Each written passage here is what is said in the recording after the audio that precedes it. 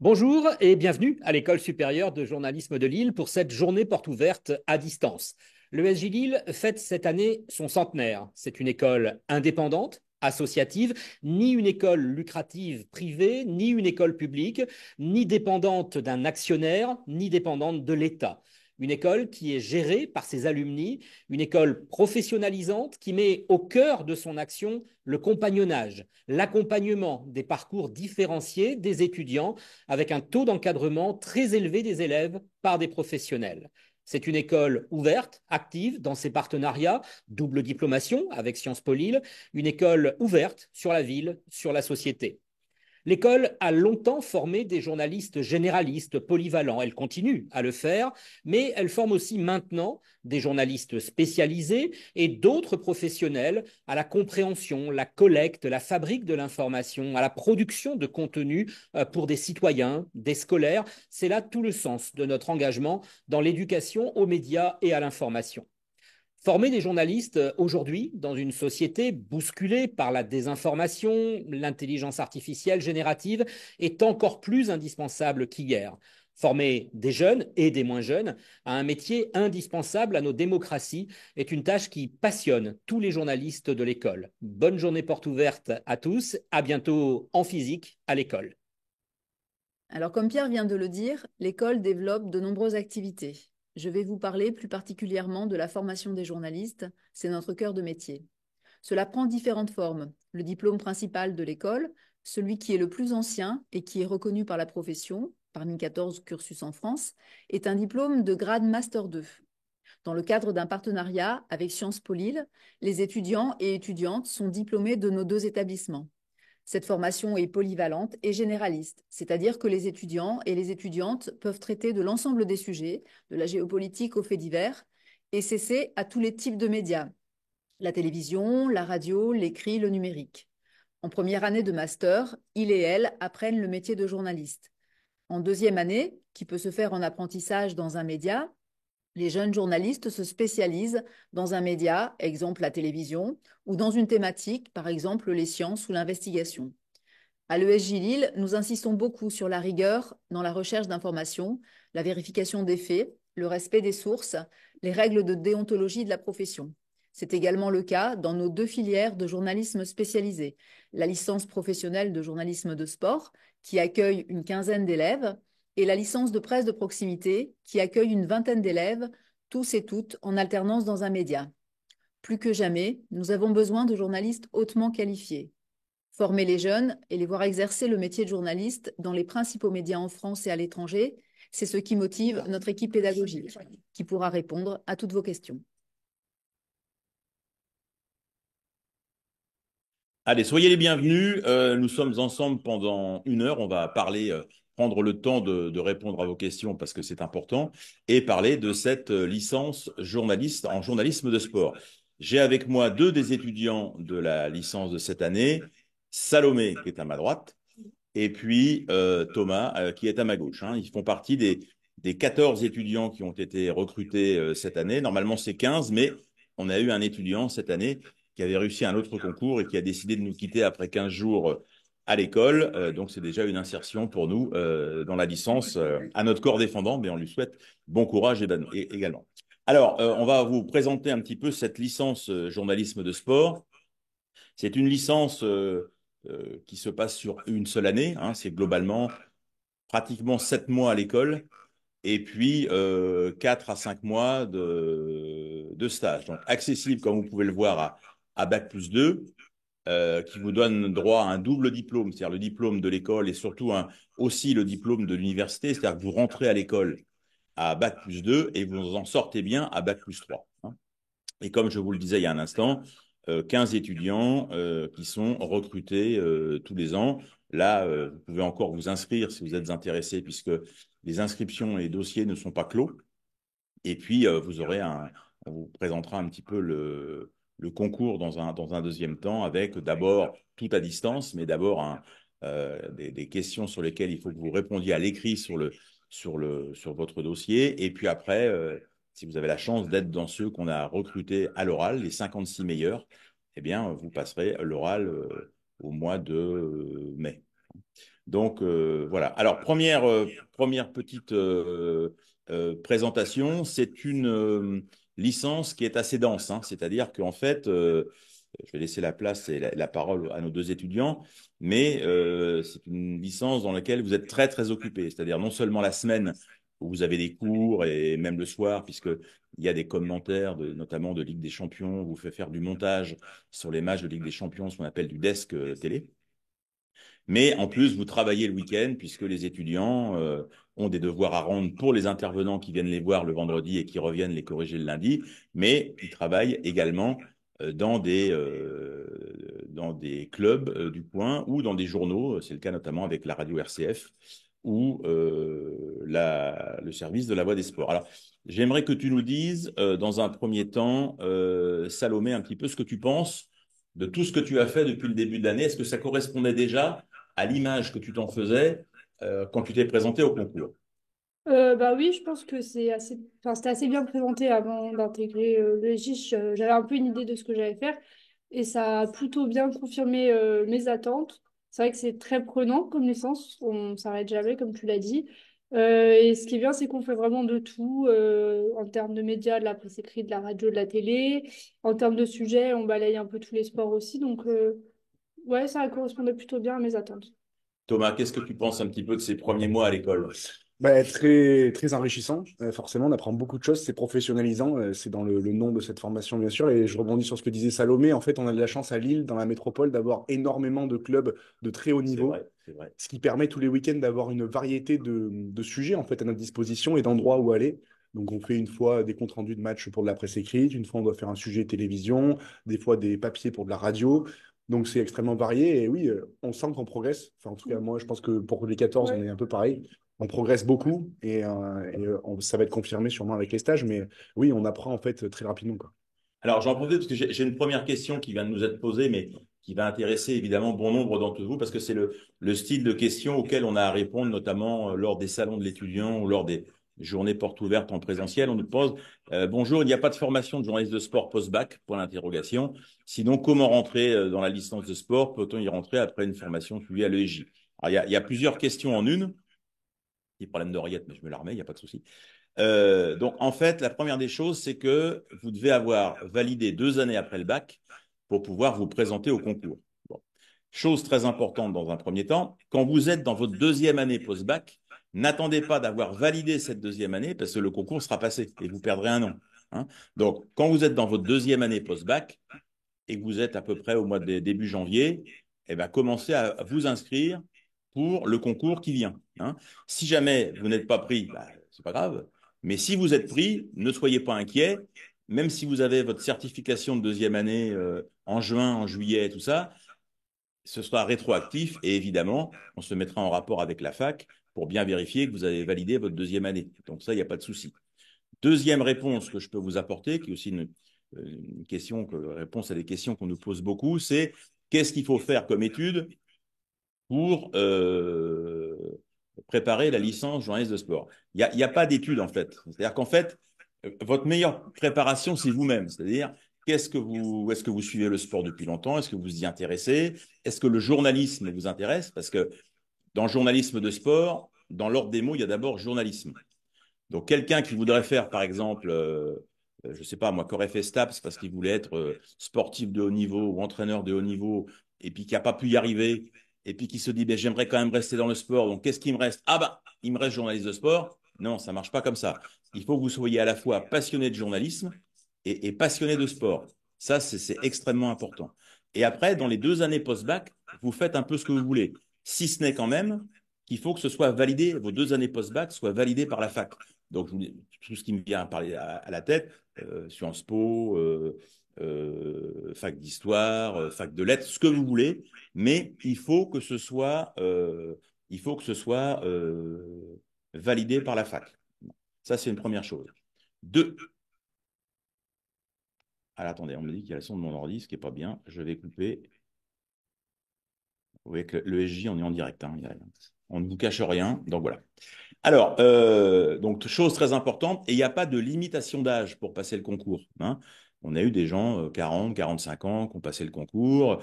J'ai même un étudiant il y a 2 ou 3 ans que j'avais recruté. C'était la 4e fois qu'il passait le concours. Donc, on ne pouvait pas lui reprocher de ne pas être motivé. Et donc, voilà. Donc, il n'y a pas de coercition particulière pour pouvoir faire le concours. Ce qu'on attend de vous, c'est que vous soyez motivé et que vous vouliez être journaliste et journaliste dans le sport. Voilà. Hein. Sachant que l'année, elle va commencer pour vous à l'école aux alentours du 9 ou 10 septembre. Vous irez sur le site, hein, vous aurez la date parce qu'en fait, ça a un petit peu changé. Ça changera un tout petit peu par rapport à l'année dernière.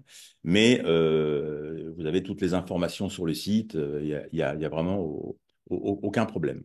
Alors, j'aimerais que vous nous disiez tous les deux un petit peu, que vous nous parliez des stages. Parce qu'en fait, ce qui est très important, je vous disais tout à l'heure que dans le cas de cette licence, il y a globalement 7 mois à l'école. On va vous détailler dans un instant le cursus. Et il y a 1 mois de stage en mars et 3 ou 4 mois de stage en l'été. Alors, globalement, dans la maquette initiale de la licence, il suffit d'avoir fait son mois de mars de stage et 2 mois d'été pour valider l'année. Ça, c'est très bien, ce que tout le monde fait.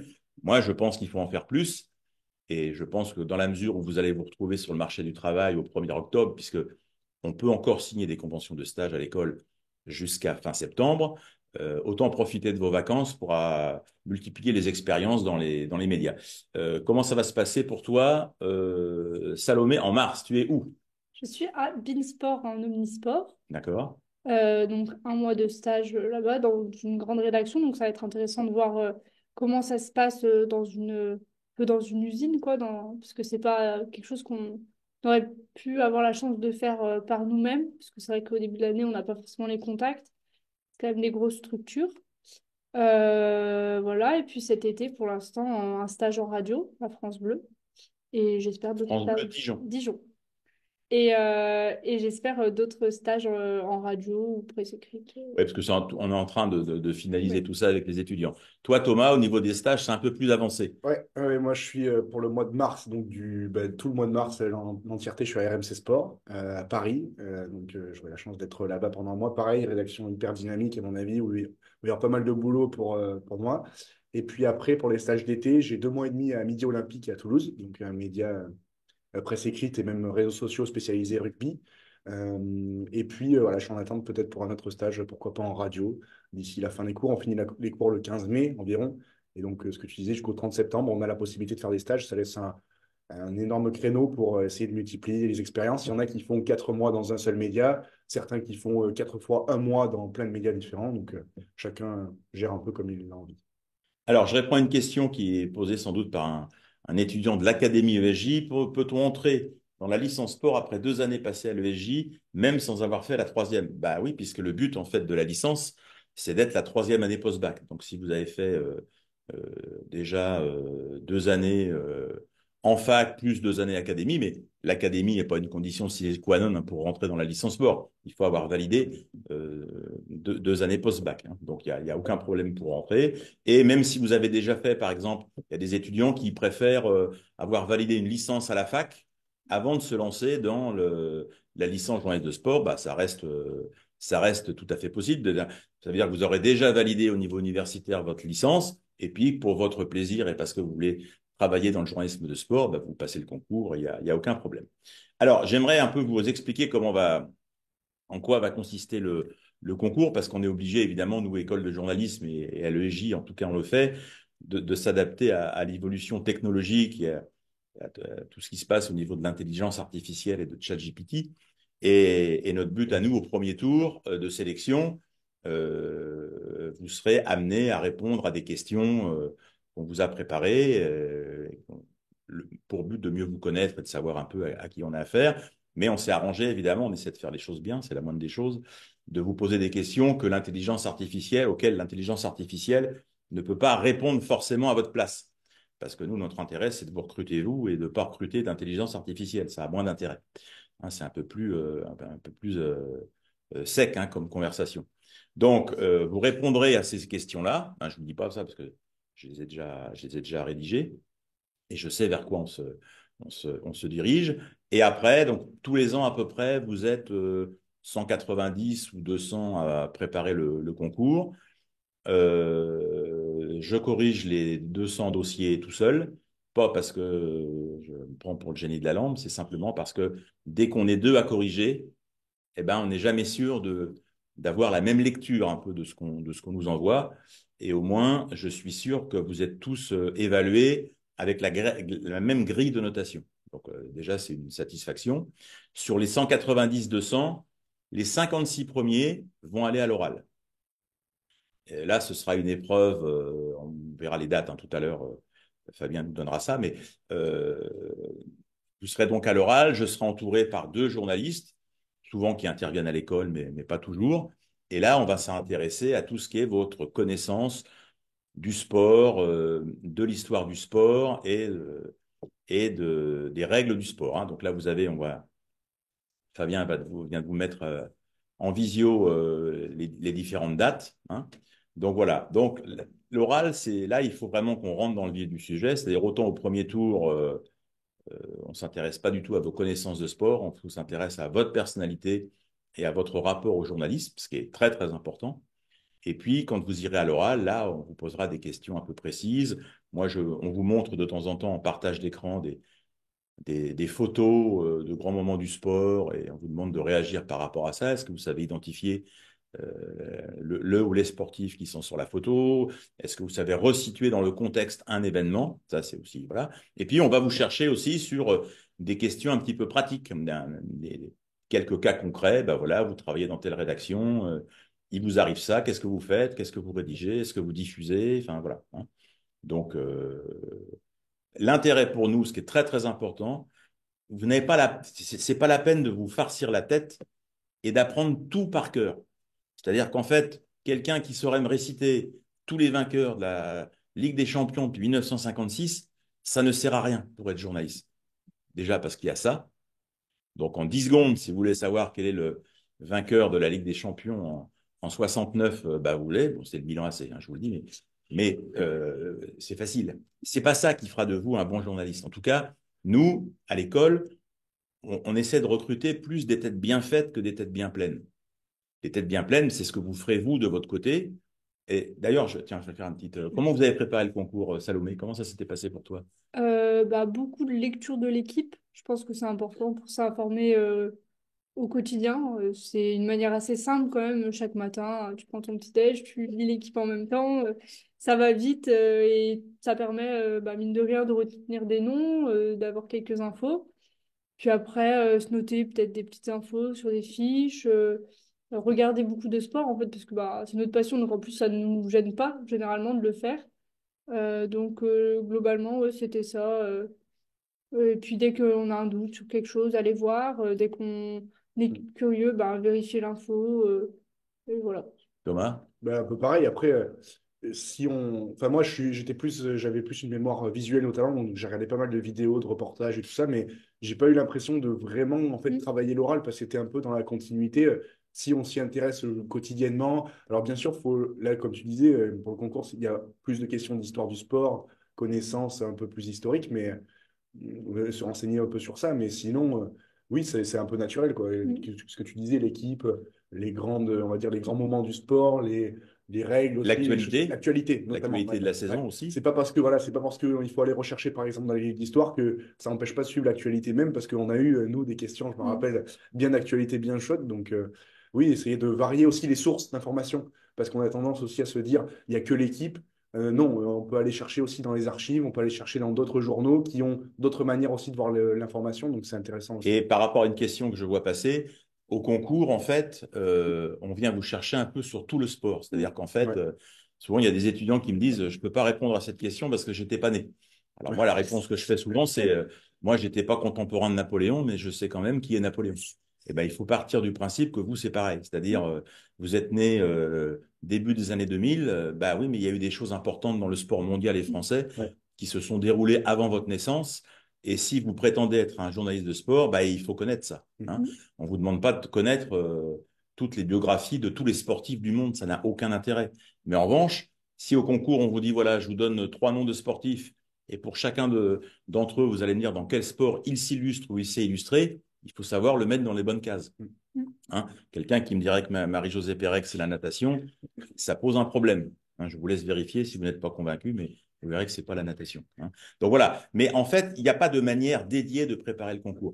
Je vois passer une question par rapport au coût de la licence. Alors, le coût de la licence, sur le site de l'école, vous verrez, il y a différents prix. Pourquoi? Parce qu'en fait, vous pouvez être accessible à un niveau de bourse, hein, qui est une aide en fait qui vous est donnée pour vos études. Et en fait, à l'ESJ, il y a 8 niveaux de bourse différents qui sont indexés sur le net fiscal de vos parents. Donc, en fonction du revenu du net fiscal déclaré de vos parents, on voit si vous pouvez bénéficier ou pas d'une bourse. C'est pour ça que je ne peux pas vous donner les tarifs comme ça, parce que le mieux, c'est d'aller sur le site de l'école et vous verrez un peu comment ça peut se préparer, hein. Donc, après, vous verrez, il y a aussi une télépréparation qui est faite à distance pour le concours. Il y a, pour ceux qui y sont déjà cette année, l'Académie ESJ, qui ne prépare pas spécifiquement pour le sport, mais qui prépare quand même au journalisme de manière générale. Et il ne faut jamais oublier pour vous que le journalisme de sport, c'est d'abord du journalisme. Parce que même si vous avez fait la licence, que vous êtes inséré sur le marché assez vite, peut-être que dans 10 ans, vous direz, le sport, j'ai peut-être fait un petit peu le tour, je suis journaliste, je vais essayer de faire autre chose, hein. Mais ce qui fera que vous existerez dans le métier, ce n'est pas le sport. C'est le fait que vous êtes journaliste, hein. C'est ça qui est très important. Et on a créé aussi, Jean-Philippe, un groupe Facebook d'entraide aux préparations au concours. Si jamais il y a des étudiants qui veulent s'y préparer, je sais pas, on mettra peut-être le lien à un endroit, mais voilà, si jamais ils veulent. Oui, bien sûr. Les 14 étudiants de cette année, on a un petit groupe Facebook pour vous aider si jamais vous voulez. Poser des questions. Ouais, questions en tout genre pour préparer le concours. Alors, d'autres questions. Est-ce que le DUT Infocom, option journaliste, est un parcours envisageable pour candidater? Oui. Est-ce que les questions du concours sont centrées sur le sport français ou c'est plus large? Le sport, c'est pas que la France, hein. Il y a beaucoup plus de gens qui ont d'équipes de foot qui ont été championnes du monde que la France, donc c'est bien de connaître les autres, même si on se rappelle un peu ces dernières années, mais voilà. Donc oui, un peu, c'est une culture générale, hein. Mais encore une fois, il ne faut pas vous mettre une pression démesurée. On n'attend pas de vous que vous sachiez tout sur tout. Ça n'a aucun intérêt. Moi, ce que j'aime bien, quand je pose une question, un cas concret à un étudiant, je me fous d'être d'accord ou pas avec lui. Ce qui m'intéresse, c'est son raisonnement. Même si je ne suis pas d'accord avec ses réponses, je vais me dire, bon, moi, je ne vois pas les choses comme ça, mais j'aime bien la manière dont il raisonne. Et ça ramène des points. C'est bien, c'est important, hein. Donc, dites-vous bien, quand vous arriverez au concours, si vous avez la chance déjà d'être à l'oral, c'est qu'en fait, il ne faut pas essayer de jouer un rôle. Il ne faut pas vous dire à chaque fois, qu'est-ce qu'ils attendent de moi? Nous, on n'attend rien de vous. Nous, ce qu'on veut, c'est être sûr que si on vous recrute, on ne s'est pas trompé.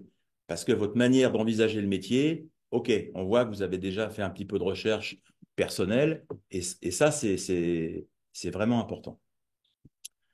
Alors, on va rentrer quand même dans le vif du sujet de l'année, hein, ce qu'on y fait. Donc, globalement, l'année, donc on vous a parlé il y a tout à l'heure des différents stages. Donc, un stage en mars et puis 3 ou 4 mois de stage l'été. Et puis, le reste de l'année, vous apprenez Là, vous avez, hein, Fabien vient de vous montrer un petit peu les stages en entreprise. On n'a pas tout mis, mais voilà des partenaires qui accueillent régulièrement des étudiants de sport. Là, Thomas vous a dit RMC Sport où il va aller en mars. Et Salomé, Beansport, voilà. Bon, on a d'autres étudiants qui vont aller à RFI, Radio France, l'équipe, l'AFP, ce sera pour l'été. Enfin, voilà, hein. Donc, en fait, il y a plein de médias, mais ce que vous avez vu là, ce n'est pas une liste exhaustive de tous les médias. Alors, les cours dans l'année, donc Salomé vous le disait tout à l'heure, c'est une formation qui est plurimédia. Donc, vous apprenez à faire à la fois de la télé, de la radio, du web, de la presse écrite, bon bref, hein. Donc c'est pour ça que c'est très dense, parce qu'en fait, on a assez peu de temps en fait pour vous rendre autonome, parce que le but de cette licence, c'est de vous mettre sur le marché du travail dès le mois d'octobre qui suit, hein. C'est-à-dire qu'en fait, des fois, je vois passer des questions, mais une fois qu'on a fait la licence de sport, est-ce qu'on peut faire un master derrière? Dans l'absolu, rien ne vous interdit de faire un master, puisque par le fait même d'avoir fait votre licence, vous avez validé une licence. Mais ça n'a pas d'intérêt de faire un master derrière si votre rêve, c'est d'être journaliste dans le sport. Autant aller directement se frotter à la réalité du terrain et travailler, hein, c'est aussi bien. Alors, Thomas, parle-nous un petit peu d'une semaine un peu classique. Qu'est-ce qu'on fait à l'ESJ en licence journaliste de sport? Déjà, on se lève tôt le matin pour travailler. Non, en général, on est sur du 9-18 heures, du lundi au vendredi, classiquement, avec des cours assez denses. Et en fait, on a souvent un intervenant par jour. C'est-à-dire qu'une fois, on peut avoir une personne du Parisien, de la presse écrite, le lendemain, quelqu'un qui vient de faire une intervention en télévision, le surlendemain de la radio. Donc voilà, et en fait, c'est pas vraiment des cours, c'est-à-dire que c'est vraiment des interventions très pratiques. On fait beaucoup d'exercices, même pendant la journée de classe. On a en soi très peu de devoirs le soir même dans la semaine, c'est surtout le week-end. Mais dans la semaine en tant que tel, le soir, on n'a pas tellement de travail, c'est surtout les journées où on bosse beaucoup. Et les week-ends, après, forcément, on a souvent l'intervenant qui vient le vendredi, il revient le lundi de la semaine d'après, et entre-temps, le week-end, on a un devoir à faire, un gros devoir en général, et qu'on corrige le lundi. Alors, par exemple, tiens, je te coupe, Thomas. Cas concret, ce Voilà, week-end, par exemple. Ouais. vous avez eu un intervenant Mojo Hier. vendredi. Qu'est-ce que vous faites, Salomé, ce week-end? Donc Mojo, c'est pour tout ce qui est réseaux sociaux. Ouais.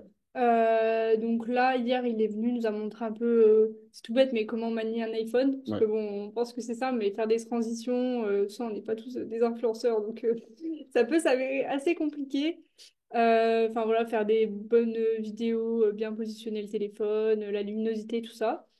Et donc ce week-end, on doit faire un petit reportage de 3 minutes 30 sur le sujet de notre choix, bon, en sport, assez logiquement. Moi, par exemple, je vais voir un club de volley de le VCMB, donc de Marc-en-Barreuil. Et on doit lundi le monter en classe. Donc des fois, on nous demande de faire le montage avant pour que ça soit prêt dès le lundi, qu'on puisse le visionner.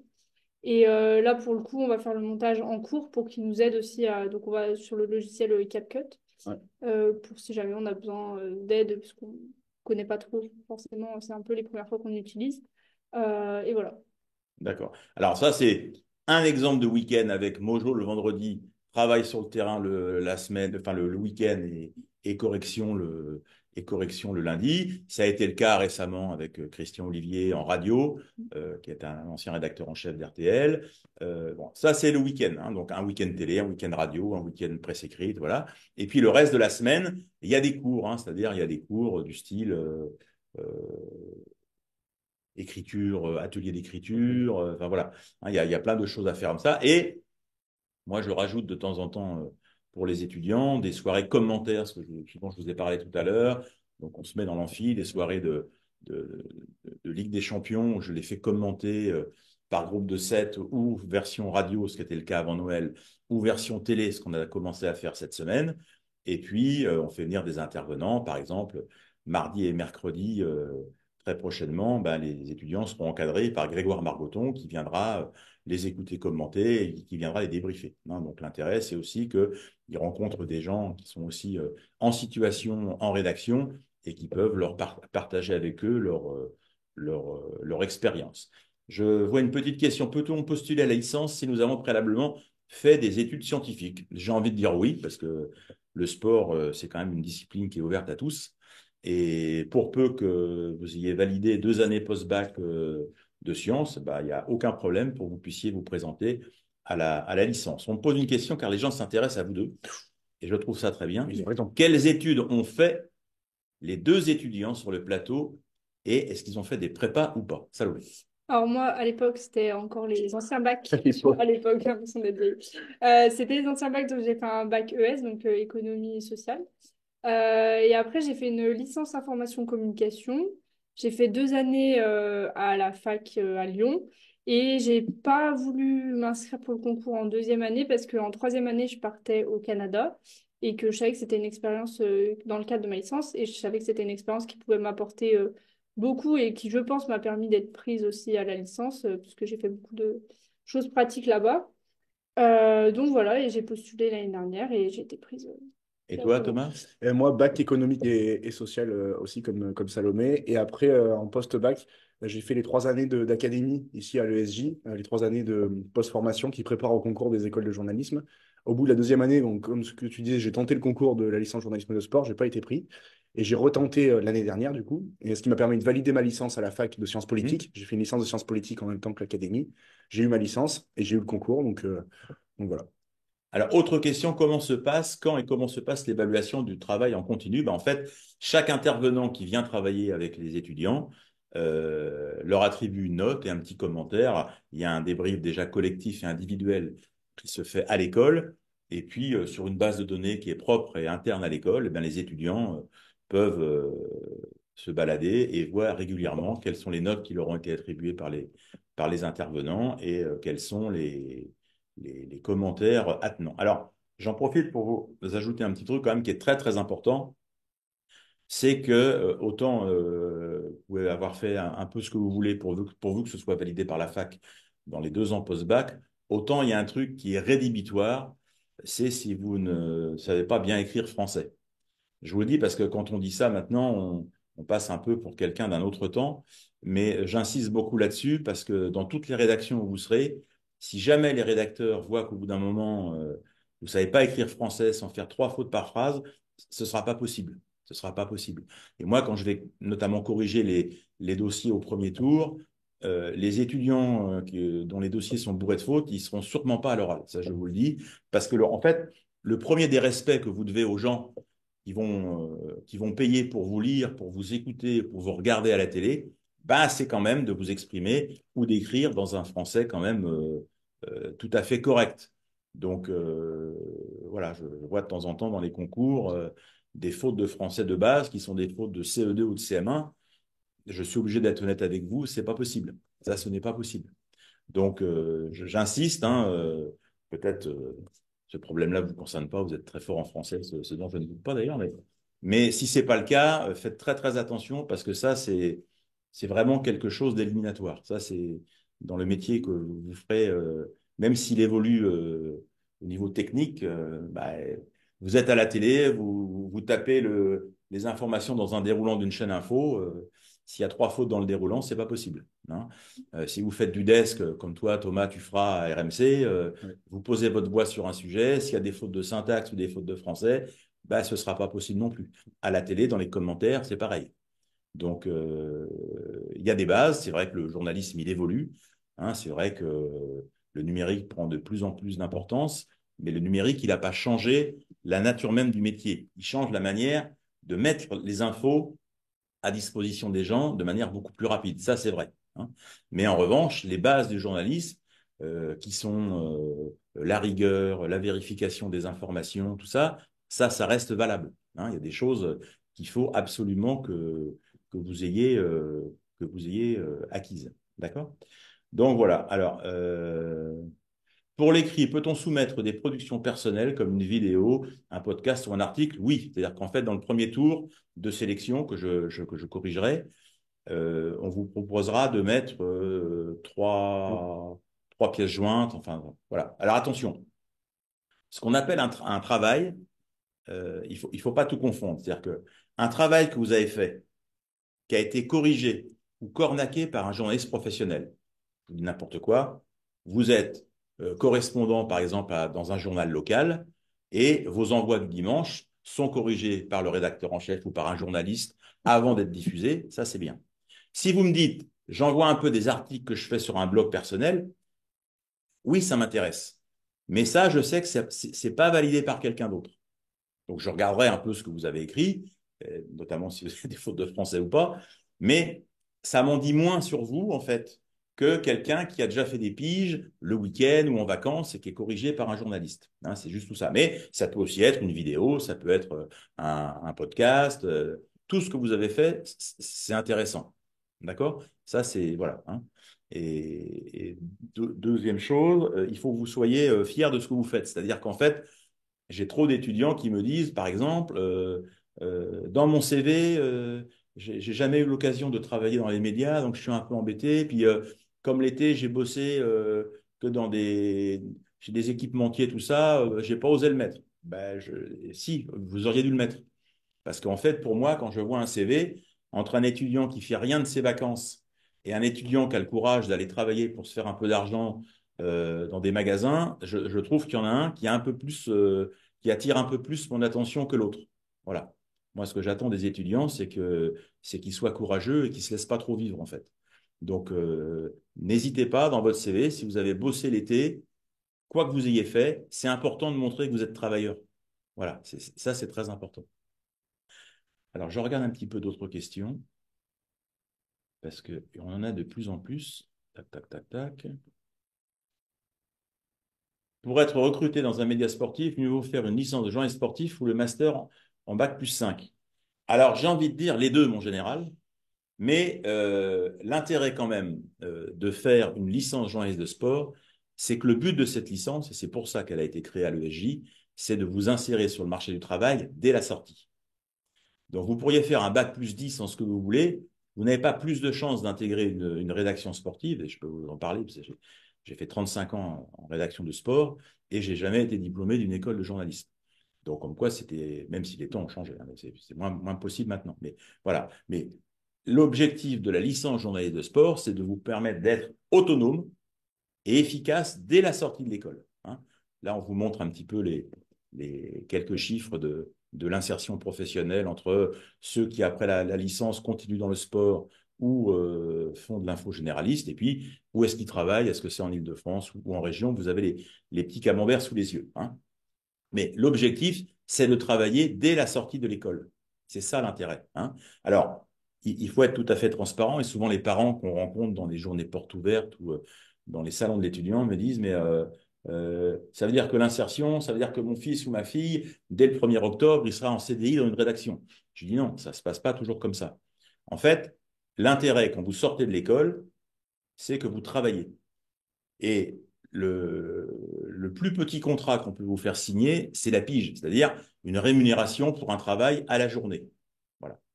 Alors, il faut commencer à faire des piges dans les différents journaux, dans les différents radios, enfin, des médias divers. Et puis après, de temps en temps, on commence à voir que vous travaillez bien. Ce que je dis toujours aux étudiants, c'est que vous, quand les titulaires sont en vacances, c'est vous qu'on doit venir chercher pour travailler.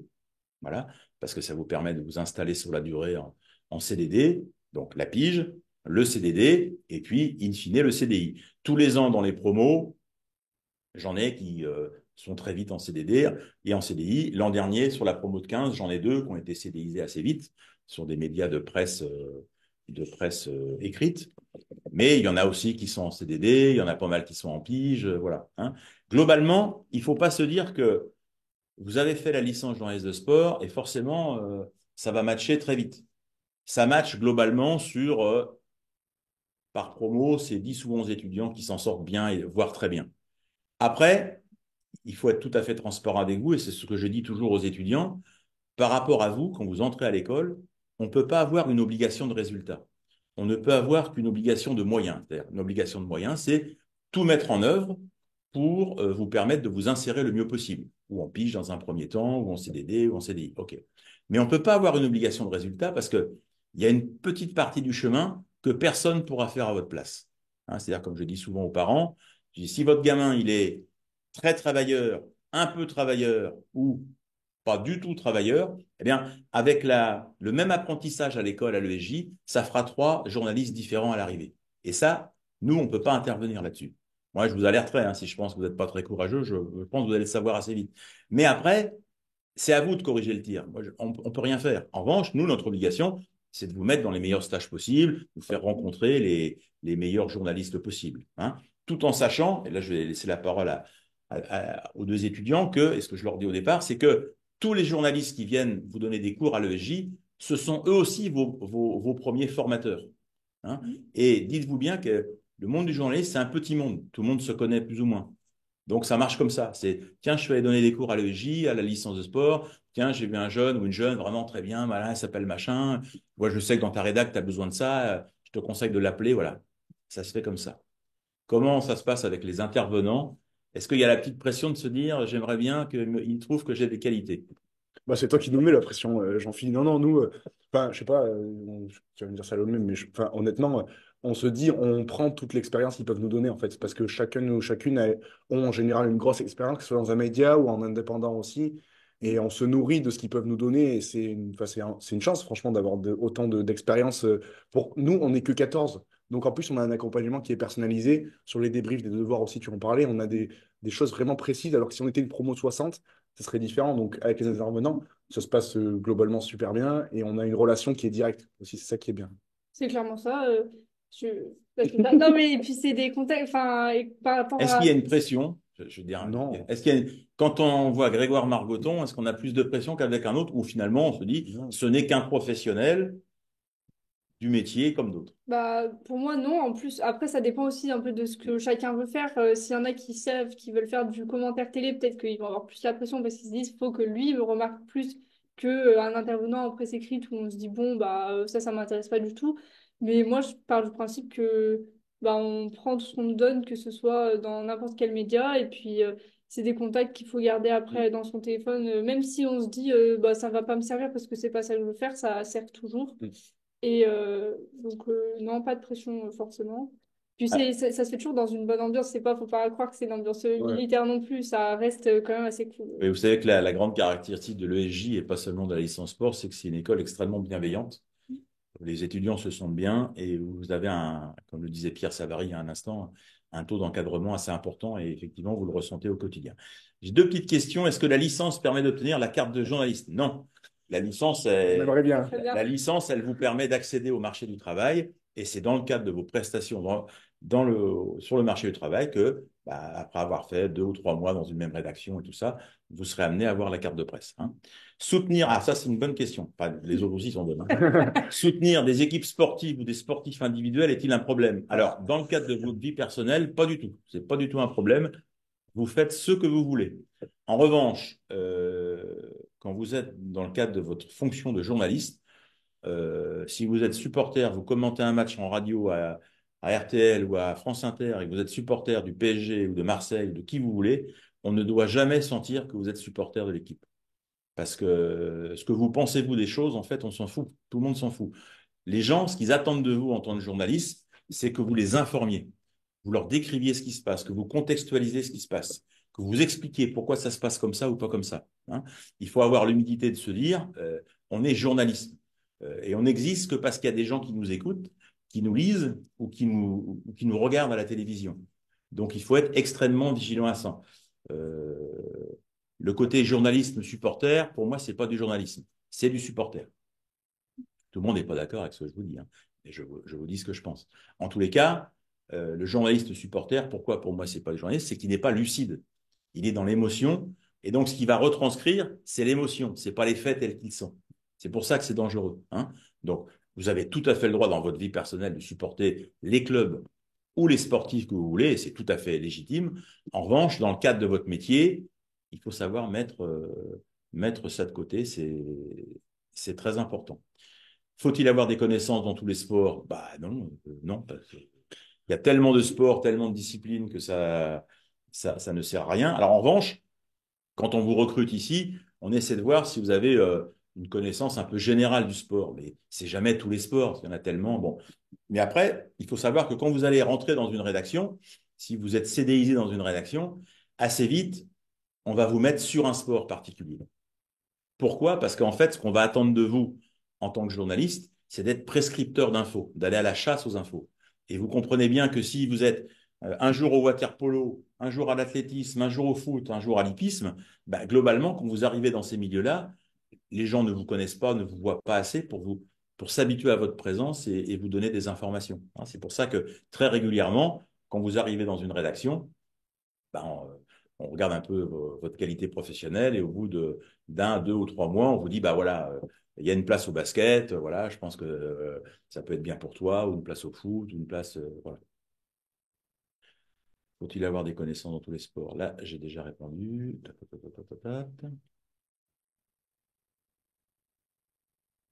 Peut-on se spécialiser, non pas dans un domaine, mais par sport? Mais ça, c'est l'avenir qui vous dira ça. Hein, soyez pas inquiets avec ça. C'est l'avenir. La première année où j'étais ici, j'avais une jeune fille, elle était spécialiste des chevaux, et elle me disait, je vais jamais m'insérer. Je vais jamais m'insérer parce qu'en fait, moi, j'y connais rien au foot. Et je lui avais dit, mais tu as tort de dire ça. Tu seras la première à avoir un CDI. Et ça a été la première de la promo à avoir un CDI. Elle bosse à Paris Turf, elle voyage dans toute l'Europe, elle va assister à des courses, et elle s'éclate. Et voilà. À la limite, plus vous êtes spécialiste d'un sport, entre guillemets, sans que ce soit péjoratif, un sport de niche, c'est-à-dire, je sais pas, l'équitation, l'hippisme, le golf, tous ces trucs-là, là, ils sont en recherche de journalistes. Si vous me dites, moi, je veux bosser que dans le foot, mais dans toutes les promos, il y en a 10 sur 15 qui veulent bosser dans le foot.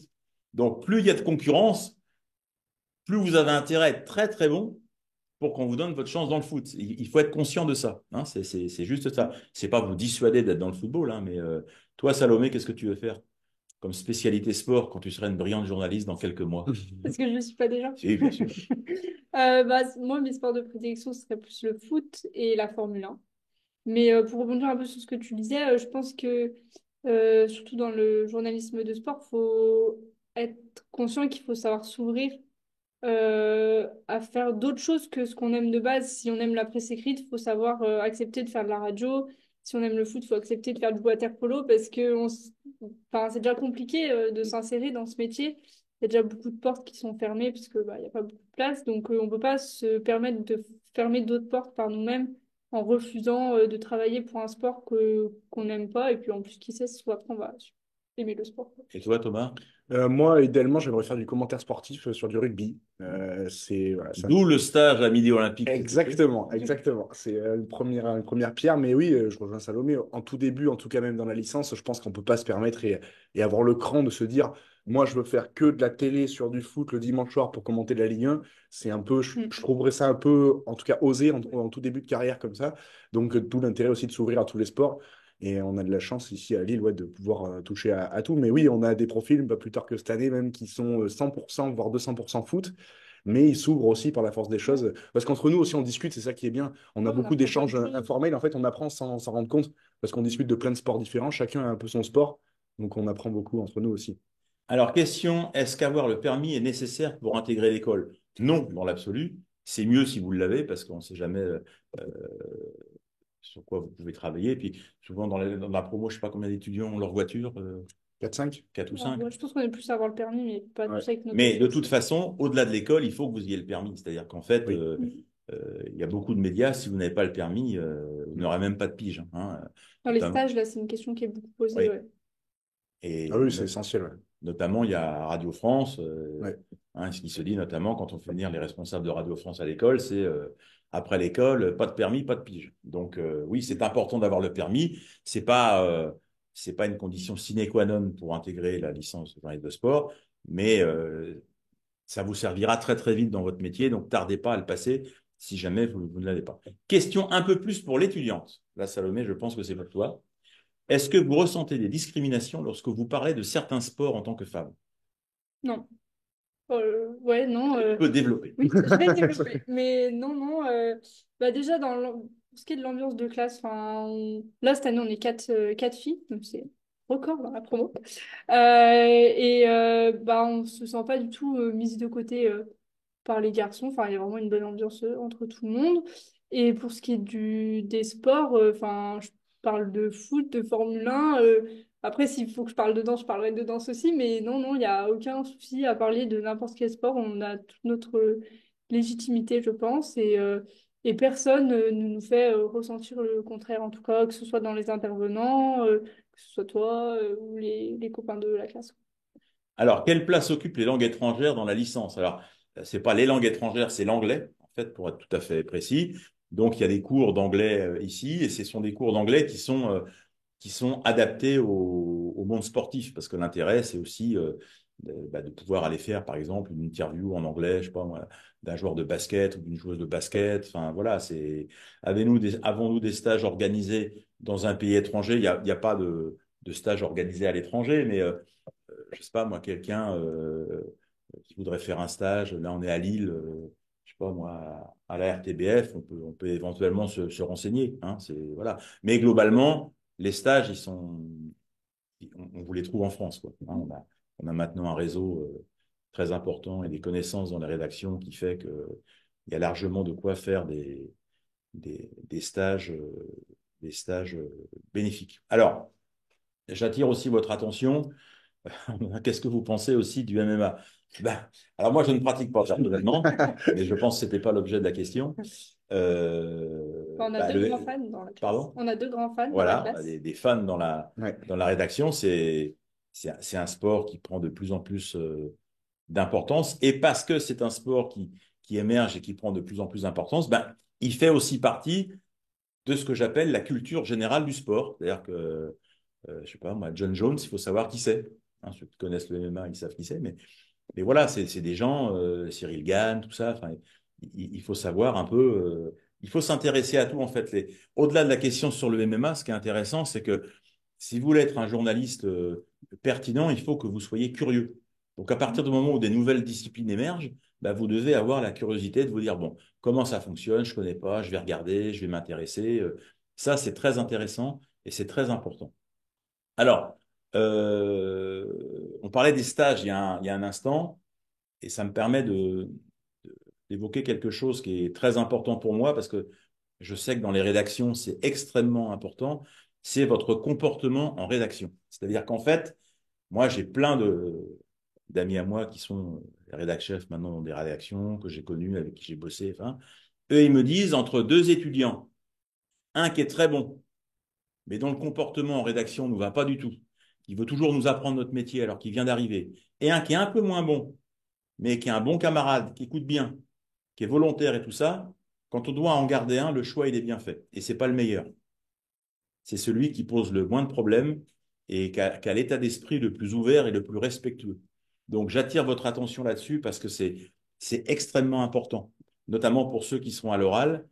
Ben voilà, c'est aussi là-dessus que vous êtes aussi jugé. Vous n'êtes pas jugé que là-dessus, hein. Il y a aussi le rapport qu'on crée et ce qu'on se raconte. Mais dans l'attitude que vous avez, dans la manière de parler, voilà, tout ne se vaut pas, hein. C'est-à-dire, mettez les chances de votre côté. Soyez humble, c'est très très important, hein. Il y a de temps en temps ou des étudiants ou des candidats dont on mesure assez vite que bon, bah, leur humilité, c'est pas leur qualité principale. C'est un problème. Je vous le dis, c'est un problème pour vous, pas pour moi, hein. C'est un problème pour vous dans votre insertion future. Il faut donner envie aux rédactions de vous faire travailler. Et ça, c'est vraiment très, très important. Les spécialisations dans les sports américains sont-ils possibles via la licence? Alors, nous, on ne traite pas les sports américains pour l'instant, dans la licence journaliste de sport. On pourrait globalement faire commenter du foot américain, tout ça, mais il n'y a pas de session dédiée au. Si, je peux faire venir quelqu'un qui parle un peu des règles des sports US et tout ça, et voilà, mais c'est un peu la même réponse que le MMA, c'est-à-dire qu'en fait, si vous vous intéressez à ça, eh ben, vous pourrez faire une partie de votre parcours là-dedans, hein. C'est pas, tout est ouvert en fait. Voilà, c'est pas. Ben, en fait, on a un étudiant cette année qui est fan de basket US et Maxime, qui suit, en fait, il a son média à côté et il arrive à essayer de concilier la licence et son média. Et en fait, il suit l'actualité via son média. Il fait des petites émissions hors des cours sur son média, sur le basket américain. Donc là, en plus, c'est le All-Star Weekend. Voilà, il est à fond en ce moment, vu que c'est le All-Star Game en NBA. Donc c'est possible. Il y en a qui sont plus hand basket, ils ont leurs médias à côté ou leurs petites expériences. Et on peut concilier, en fait, MMA, c'est ce que tu disais, MMA, golf, basket, on peut réussir à côté à concilier un peu les deux, quoi. Puis même sans avoir de médias à côté, mais souvent quand Ouais, ouais, on bien nous sûr. demande d'écrire des papiers juste pour des ateliers d'écriture, par exemple, on est assez libre du sujet. Si on a envie de faire, souvent quand c'est des éditos ou même des papiers d'actualité, si on a envie de d'écrire un papier sur ce qui s'est passé ce week-end en NBA, enfin, on peut tout à fait Ouais. le faire. Donc, Alors, y a-t-il des interventions ou des sessions sur le cyclisme? Alors, la réponse est oui, notamment au mois d'avril. Nos étudiants, comme tous les ans, vont passer une petite semaine à travailler en direct sur le Paris-Roubaix. Donc, ce qu'on fait tous les ans, là, le mardi 2 avril de mémoire, mais je suis quasiment sûr, eh ben, ils iront sur ce qu'on appelle la reconnaissance du parcours avec les organisateurs de la course. Ils seront encadrés par un des encadrants de l'école. Et puis, à partir du vendredi, samedi, dimanche, jour de course, lundi et mardi, eh ben, certains étudiants seront disséminés donc, pendant le week-end de la course, certains à Compiègne dans la zone départ, certains sur le vélodrome d'arrivée à Roubaix, et les autres qui seront disséminés sur différents endroits du parcours, la Trouée d'Arambert, le carrefour de l'Arbre et tout ça. Et ils seront encadrés par deux intervenants, un télé et un web, et ils auront des choses à rendre, le film de la course. Enfin voilà, chacun aura à produire un retour qui sera monté le lundi et le mardi suivant à l'école. Donc il y aura effectivement, oui, une intervention cyclisme à ce niveau-là. Bon, vous voyez, vous n'êtes pas venu pour rien, car j'ai une jeune qui nous dit merci pour cette présentation qui rassure beaucoup mon fils et lui donne une envie folle d'en être. Bah écoutez. Avec plaisir. Donc déjà, Si on a fait on un n'a numéro pas déjà. totalement raté notre journée, Non. ça fait plaisir. Non. Voilà. Il est déjà 13h25, on n'a plus que quelques minutes. Est-ce que vous avez deux, trois petits conseils à donner? C'est important puisque vous en êtes aussi, Salomé, pour les étudiants qui souhaitent, qui vont passer le concours cette année. Quelques conseils, c'est un peu facile à dire maintenant que je l'ai passé, mais stresser le moins possible parce que ça fait perdre ses moyens sur des questions un peu bêtes. Et puis, venir comme on est, comme a dit Jean-Phi, on sait qu'on peut pas tout savoir parce que il y a beaucoup de sports. L'histoire, on peut remonter à il y a longtemps, donc on sait qu'on peut pas tout savoir. Donc, venir avec ses connaissances et être sûr de soi dans ses points forts et accepter aussi de dire des fois je sais pas plutôt que de dire n'importe quoi parce que ça peut être un peu la honte et ça fait des petites anecdotes après qu'on me raconte. Donc voilà. Ouais. Ben oui, je rejoins Salomé, soyez vous-même. Vraiment, c'est facile à dire, mais essayez de ne pas stresser, de voir ça comme une simple discussion, en fait, même si l'exercice de l'oral est forcément un peu stressant. Et puis, essayez aussi de cumuler, enfin, je pense que c'est ce qui a marché aussi pour nous tous, c'est essayer de cumuler avant le concours des expériences. Mm. C'est-à-dire qu'essayez d'aller dans votre club pas loin de chez vous, essayez de produire des choses, le plus infime que ce soit, mais je pense que c'est extrêmement utile, ça nous fait la main. Et essayez de multiplier les expériences, c'est super important. Et puis, troisième conseil, supportez Liverpool, parce que je crois que le patron de notre licence est fan, donc Vous n'êtes pas obligé, vous n'êtes pas Ouh là obligé. là, ça ferait un vrai plus. Mais il y a pire comme club à supporter. Voilà. Alors, je vois une dernière question par rapport aux universités. Quelles sont les universités que vous nous conseillez pour m'orienter vers la jeunesse de sport? Il n'y a pas d'université à, à vous recommander plus que d'autres. C'est-à-dire qu'en fait, il faut que quelle que soit votre filière dans les 2 années post-bac, vous ayez validé vos crédits ECTS. Vous savez, il y a 60 crédits ECTS par an. En fait, c'est une manière d'évaluer aux unités de passage, en fait, vos notes.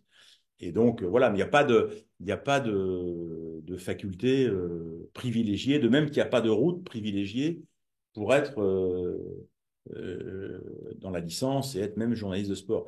Mais ce qui est très important, c'est que c'est aussi ce que vous avez fait, vous, dans les années précédentes, avant le concours, qui va jouer pour vous ou pas. C'est-à-dire que quelqu'un qui me dirait, je me suis inscrit au concours en janvier, je m'étais jamais intéressé au sport, puis je me dis, bien, pourquoi pas journaliste de sport?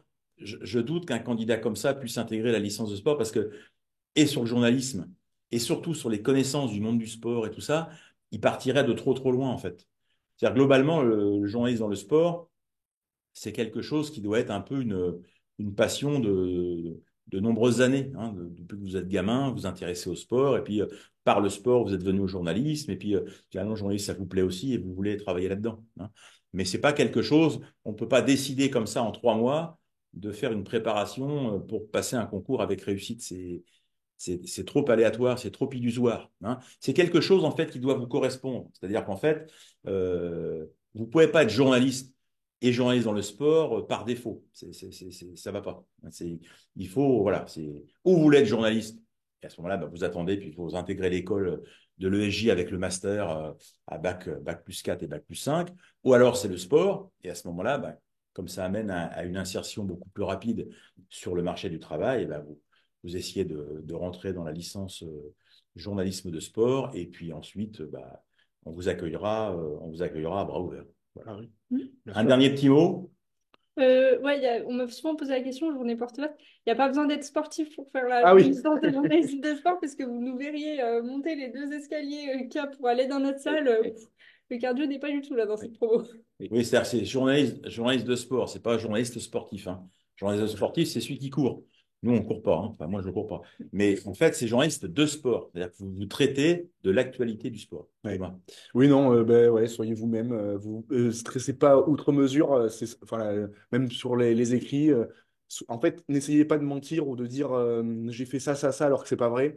Soyez vous-même et ça passera, c'est sûr. Donc voilà. Bon courage à tous pour le concours. Bon Bon, courage. écoutez, on vous remercie d'avoir été nombreux avec nous, à nous écouter, à partager cette petite heure. J'espère qu'on vous aura donné envie de rentrer et de faire votre carrière dans le journalisme de sport et pourquoi pas d'intégrer la licence journaliste de sport. Et pour ceux qui passeront le concours cette année, voilà, croyez en vous, donnez tout ce que vous avez. Et puis, si jamais ça marchait pas cette année, vous le retentez l'an prochain. Et puis, si c'est votre passion, ça va marcher. N'ayez aucune crainte. Voilà.